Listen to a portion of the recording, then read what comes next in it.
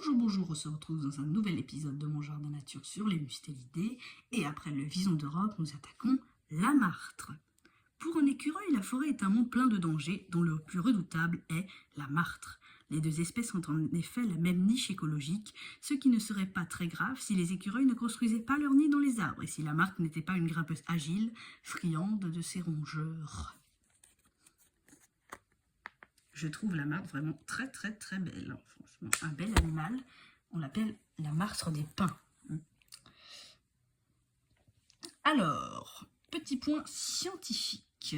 La martre, de son nom latin Martes martes, atteint une taille de 60 à 80 cm avec la queue, qui, elle, mesure de 20 à 25 cm.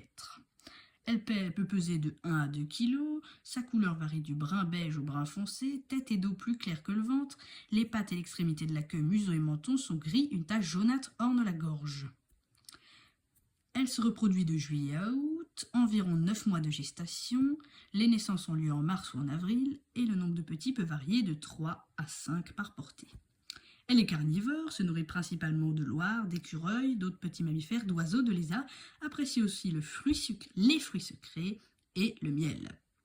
Les prédateurs sont l'homme et occasionnellement l'aigle royal.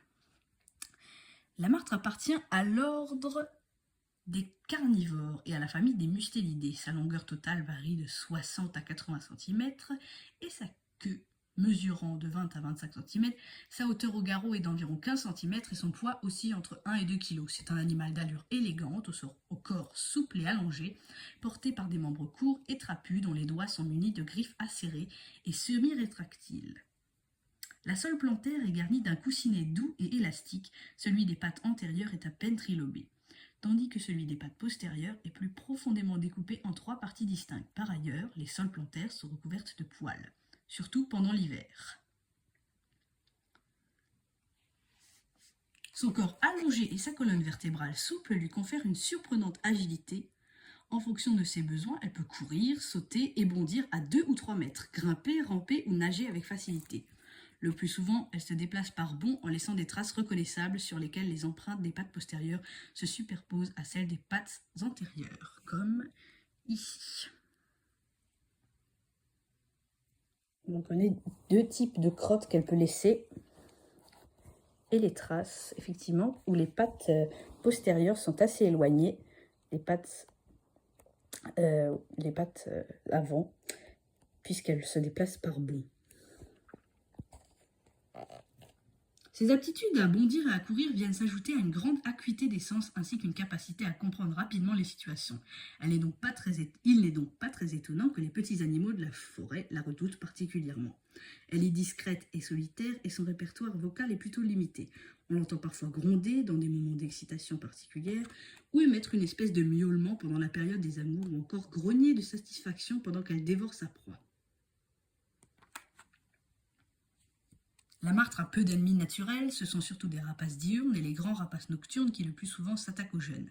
Mais l'homme constitue depuis longtemps une grande menace pour ce mustélidé dont la fourrure très appréciée était déjà recherchée dans l'Antiquité. La chasse qui se fait à l'aide de pièges variés a considérablement réduit la population de martres pour satisfaire la demande du marché. On a tenté d'élever ce petit carnivore, mais les résultats ont été médiocres. Cette espèce est à ce point adaptée à la vie en forêt que son élevage pose des problèmes techniques difficiles à résoudre.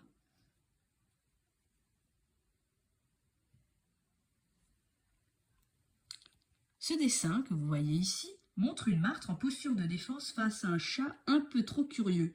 Effectivement, comme le chat, elle fait le gros dos. C'est principalement la nuit que la martre se met en chasse. Elle recherche de préférence les petits animaux à sang chaud, mais se contente à l'occasion de batraciens, de reptiles, voire de petits insectes. Les fruits sucrés et le miel sont les bienvenus à son menu.